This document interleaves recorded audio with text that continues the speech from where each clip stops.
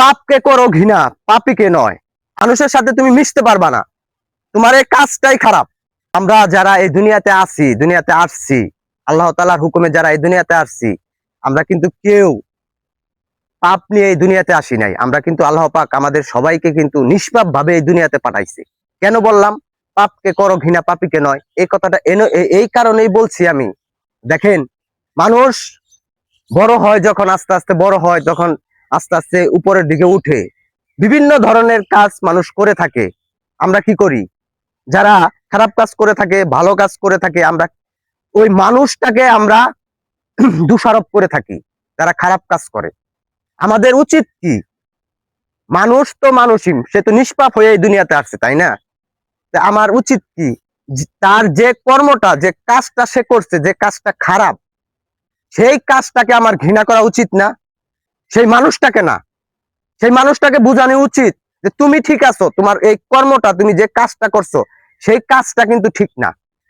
অনুরূপ ভাবে যারা ভালো কাজ করতেছে, ভালো কাজগুলো করছে, তাদের ক্ষেত্রেও যে হ্যাঁ, তুমিও ঠিক আছো, তোমার ভালো কাজগুলো ঠিক আছে। এই কথাটা কেন বলা, এই ভিডিওটি কেন করা হইতেছে, কেন করতেছি?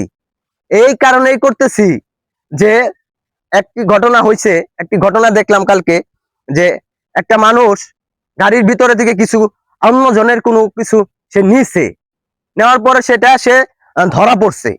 ধরা পড়ার পরে সে দোষী সাব্যস্ত হয়েছে। এখন ওই লোকটাকে বারবার অপরাধী বলে তাকে বারবার জেরা করা হইতেছে, বারবার বিভিন্ন ধরনের আহ তার সাথে বিভিন্ন ধরনের আচরণ করা হইতেছে। তো সেইখানে তাকে বোঝানো উচিত ছিল যে তুমি কাজটা করছো, তুমি কাজটা কিন্তু ঠিক করো নাই। তুমি যে কাজটা করছো, তুমি মানুষ হিসাবে ঠিক আছো। সবাই এই দুনিয়াতে যারা আছে নিষ্পাপ হয়েই তো আসি। তাকে এটা বোঝানো উচিত, এটা বুঝতে দিতে হবে যে তোমার যে কাজটা, এই কাজটা খারাপ হয়েছে, এই কাজটা ভাই তুমি করো না, এই কাজটা করা যাবে না।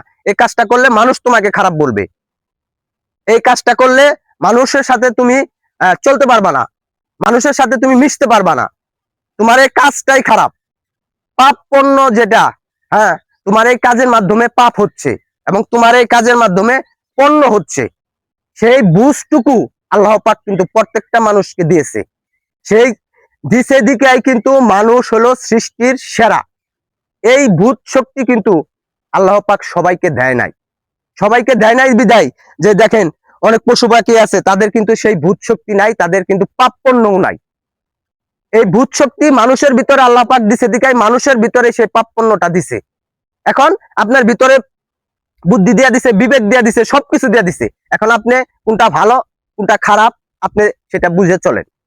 এটাই হলো মূল কথা। ভিডিওটি আমি এই কারণেই করলাম যে আমরা পাপকে ঘৃণা করব, যেটা খারাপ কাজ সেটাকে ঘৃণা করব, কিন্তু আমরা কখনোই সেই যে লোকটা পাপ করছে সেই লোকটাকে না, তাকে আমরা বুঝাবো। বুঝানোর মাধ্যমে আমরা তাকে সঠিক রাস্তায় আনার চেষ্টা করব। যাই হোক, সবাই ভালো থাকবেন।